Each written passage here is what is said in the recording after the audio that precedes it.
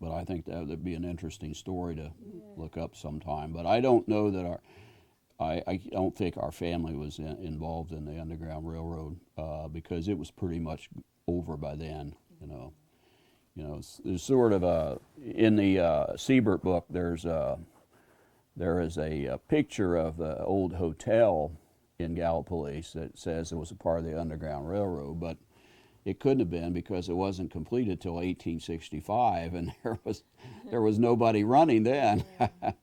But it had a secret passageway and everything, and so people just thought, well, that had to be connected to the Underground Railroad. Well, it would have been fine, but except it's not historically in the right historical period. So, but would have made a nice story. But I don't know how many people told me that was part of the Underground Railroad, and I thought, well, no, that can't be because it wasn't built. What hotel is it? Well, it's no longer there. It was called the Riverview Hotel or the Dufour House. It sat right on the river. If you know anything about Gallipolis, you have the park, and then on either side of the park there's Court Street and then there's State Street. Well, the hotel was right at State Street. It goes down to the river there, and there's a nice ranch-style home there now that sits on the foundation of the Dufour House, Riverview Hotel, yeah. But the Dufour family came from France, and they were stonemasons, and they built that hotel. I think they started when they started, which was probably in the early 1860s, maybe they were expecting runaways. I don't know, but I don't think there were any runaways that went through there. Number one, there were none that went through Gallipolis anyway. It was too dangerous. There were too many people there that would have turned them in for the bounty.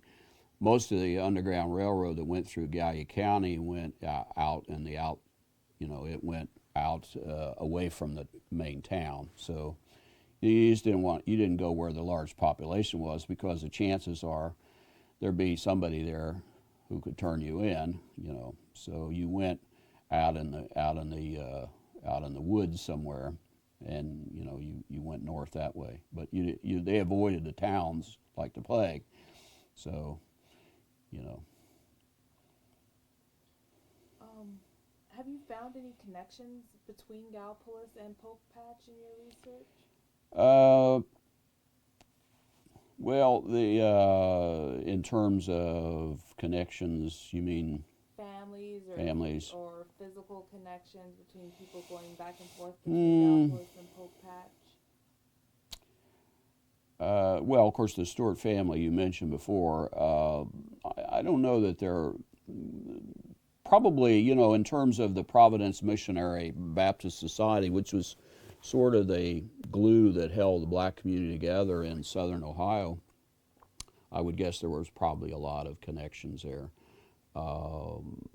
And still to this day, I mean, you see a lot of the family names that that in the 20th century, like, the Keels families and some of those families that you see them in Gallia history and Ironton history, and so a lot of the families family names pop up there, and again through the Providence Baptist Missionary Society, I'm sure there's a lot of interconnection there.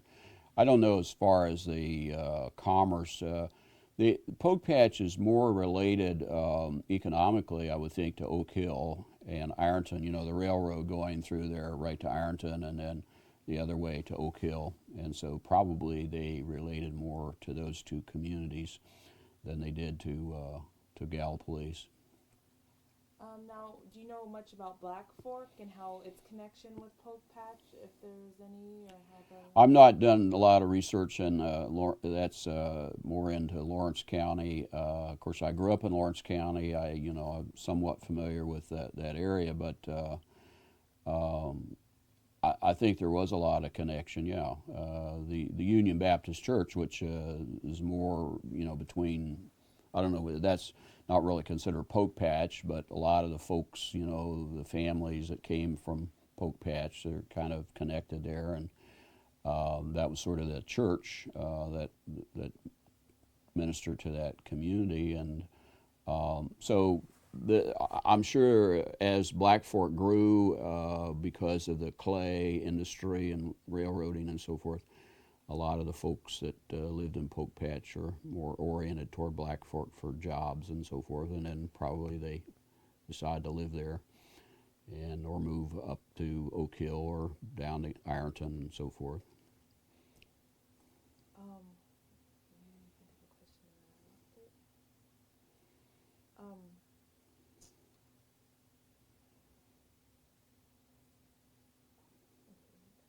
Sorry. It's all right. I'm just trying to remember what the question was. What are some topics that you think need to be further researched regarding the African American community in Gallia County and here in Ohio?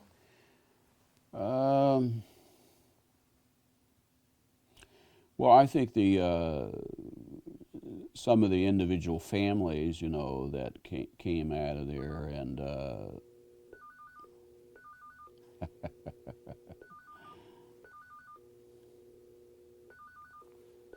it's probably my wife calling.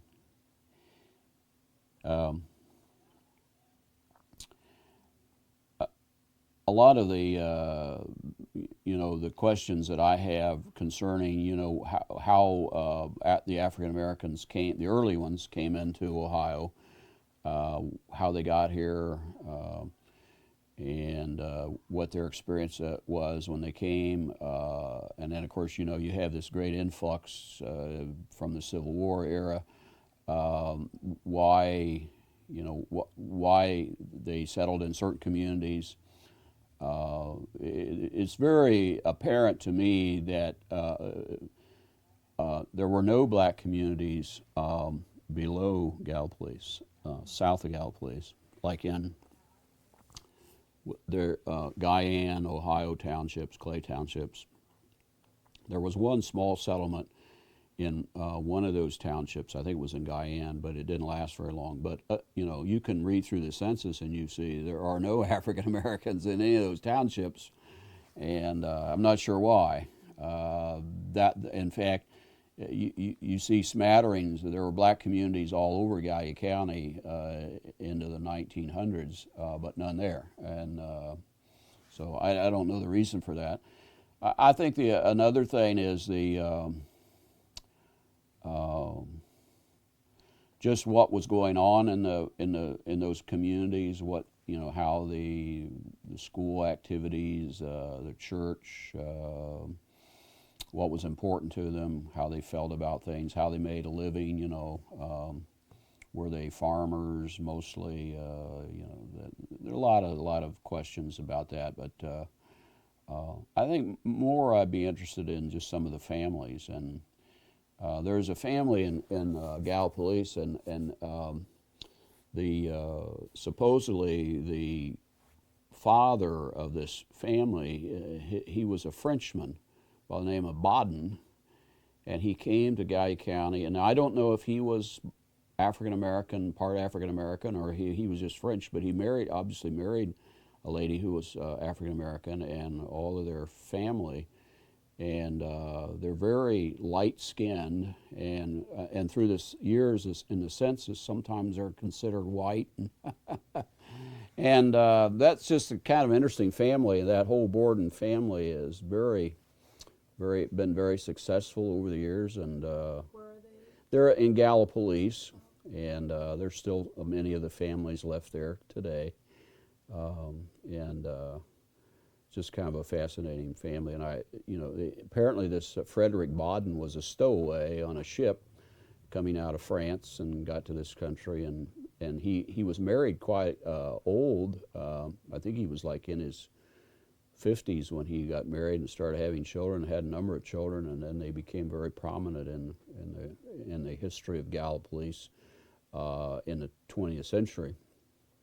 And how does the family identify themselves now? Do they identify themselves as African American? Yes, they were African American. Yes, consider themselves African American. Yes, and of course the name was changed to Borden. It's Borden now instead of Baden, which was the French name. So and why they changed that and when that changed, I'm not sure. Probably the family knows that. I'm just not familiar with that story. But that's a fascinating story. And then, and then there were a number of blacks who earned their freedom from slavery and came to Gallia County and became, and then earned enough money to buy their own family out of slavery and come to Gallia County, and that would be kind of like the Holmes family, for instance. Lemuel Holmes, he was a cooper, that was his trade, and became very successful in the family, and that became a very prominent family in Gallipolis history eventually. But it started with Lemuel, who bought himself out of slavery, came to Gallipolis, a young man, apprenticed as a cooper, barrel maker, and then was able to bring the rest of his family here. And he was an educated man as well. He was one of the students at the Elisha Barnes School, and again, there's another gentleman I'd like to know more about. I don't even know whether he was white or black, but the reason I know there was a school was because in some of the obituaries about when Lemuel Holmes died, it tells about the school, and then some other people's obituaries, it tells about this school. So the school had to be active since before the Civil War? Yes, yes, in the 30s. And again, I don't know if this was connected to the AME Church. I do know that in many of the communities in Ohio, the AME Church established schools for black children, and but they only went so far. Like, for instance, the poet James Madison Bell, who grew up in Gallipolis, went probably to one of those schools, and then he decided that he wanted to get a better education, so he moved to Cincinnati and went to school there in Cincinnati, and then eventually ended up in Canada, where he became an associate of John Brown, part of the John Brown raid and so forth. And so Now, did he die in the John Brown raid? No. He actually, he was not in the raid. Oh, okay. He was part of the planning. James Madison Bell, Martin Delaney, and some others met with John Brown in Chatham, Ontario, Canada, and they planned the raid. And neither Bell or Delaney participated in it, but they contacted some of the people who did, and they were very supportive of the raid. In fact, one of James Madison Bell's great poems is a eulogy to John Brown, who was his friend.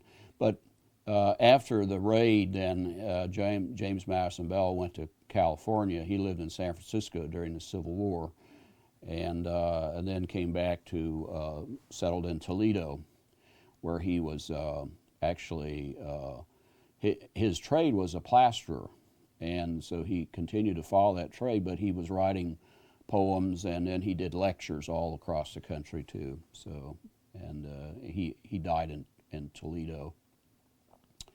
And in fact, I just bought his book of his poems. Somebody had reprinted his poems, so I have all of his poems, which I was glad to acquire that. They're very good. And he was actually born in Gallipolis? He was born in Gallipolis, yes, and lived there. He was born there, I think it was 1826, and he lived there till 1842 when he went to Cincinnati. And some of his poems, you can sort of picture Gallipolis in his poems, because he wrote them when he was a young man as well. And but he was regarded, as one of the early prominent black poets. Mm-hmm. Do you know Guyana Township? Is it named after Guyana? Do you know how it got its name? Guyana Township, well, it was named after the stream, the Indian Guyana River or creek, I guess it is. And there are a number of things. I'm really not sure. I think that's an Indian name, but I'm not positive about that. There are a number of localities in Huntington area, and Huntington was at one time called Guyandotte, And so there are a lot of Guyans in both West Virginia and Ohio. So that's probably how it got its name, from the Indian name. Whoever did the early map making named a lot of these things. How about Raccoon Township? It's come up in some of the research as Mhm. having a black population. Have you Yes. ran across anything about African Americans in Raccoon Township? Yes, there was a prominent community in Raccoon Township, and right outside of Harrisburg was a little community not too far from Rio Grande, and the church there is called New Hope Baptist Church, and yes, there were a number of prominent blacks there. There's one interesting story. One of the farmers who settled there was a slave during the Civil War, and he got attached to a unit that had an officer from Centerville, which is right outside of Rio Grande there.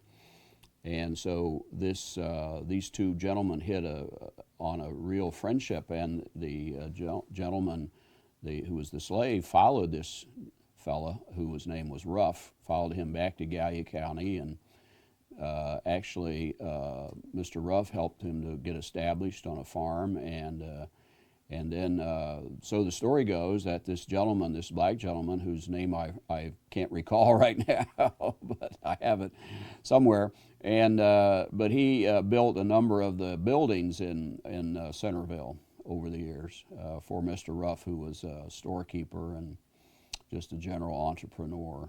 So I think that's kind of a fascinating story there. But then there was a fellow by the name of Jefferson Scott, who was from that community, who at one time was the oldest living person in Ohio. I think he was 113 or something like that. And when he died, he was not living in that area, but he had lived there a great portion of his life. And I think there was a gentleman, one of his ancestors, whose name was is Scott, and who had written I think it was Christian Scott, who did some research on his probably his great grandfather, and there was some connection with the Cherokees as well there in that family, as I recall. And So Christian Barbara Scott's son? I think he's the one that wrote that piece. But don't quote me on that. I'm just coming off the top of my head here. But I know somebody did write that piece, and it was very good, and told about this Jefferson Scott, who was living in, I believe, in northwest Ohio at the time that he was 113, and which is kind of, I wrote a piece one time about the number of African Americans who were over 100, lived to be over 100, and I had no explanation for why there were so many African Americans that lived to be over 100. This was like before World War I. Why they had, and there weren't that many white people who had lived to be over 100, and I couldn't figure that out because and some of their stories are quite interesting. Who are some of the people that? I can't recall all the names right off the top of my head, but I remember writing that story, and the one gentleman who was he used to walk 8 miles to work every day, and then 8 miles home, and which I thought, who would do that in this day and age? And he lived to be over 100, so I thought maybe that had something to do with it, that he got a lot of exercise. But yes, I wish I could remember their names, but I cannot remember, other than Jefferson Scott. I do remember him, but there was quite a number of them, yes. Just in Gallia County? In Gallia County. They all lived in Gallia County, various parts of it. And some were women, some were men, and so.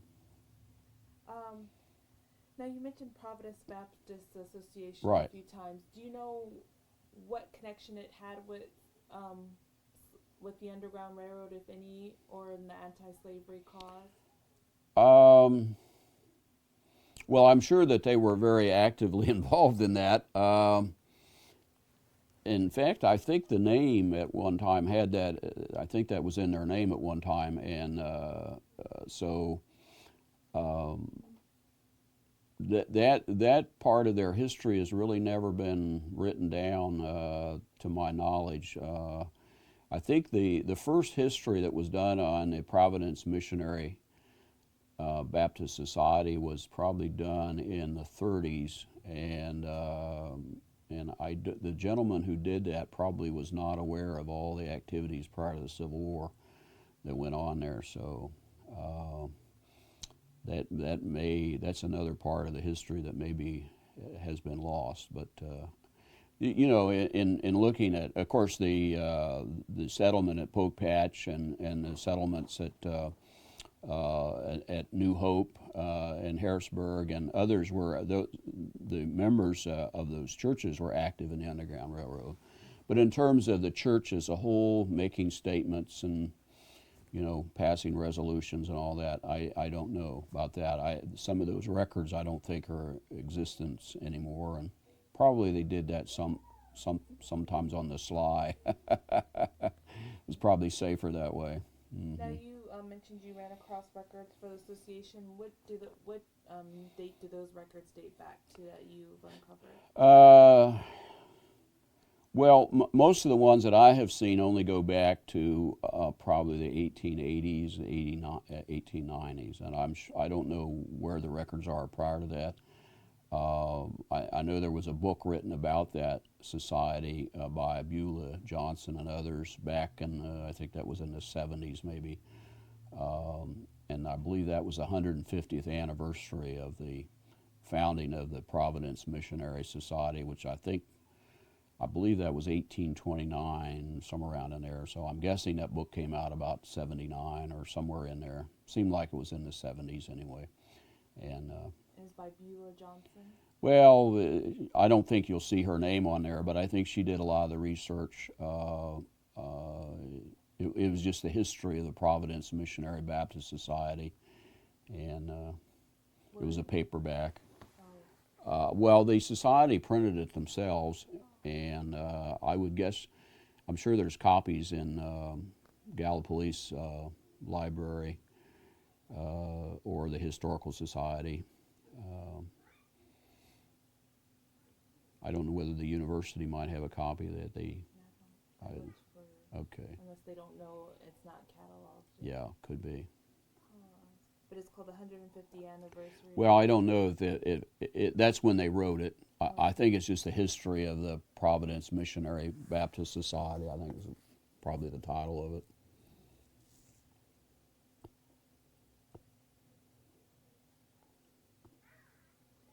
Okay, is there anything that you would like to add that you think is important that I haven't asked you or that you haven't touched I can't on? think of anything. Pretty well,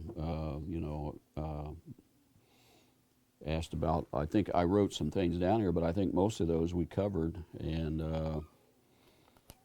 I can't think of anything else. Okay, well, thank you. Sure, you're It's welcome. been a really good interview. Well, good. Shared a lot of information. Sure. Glad to help.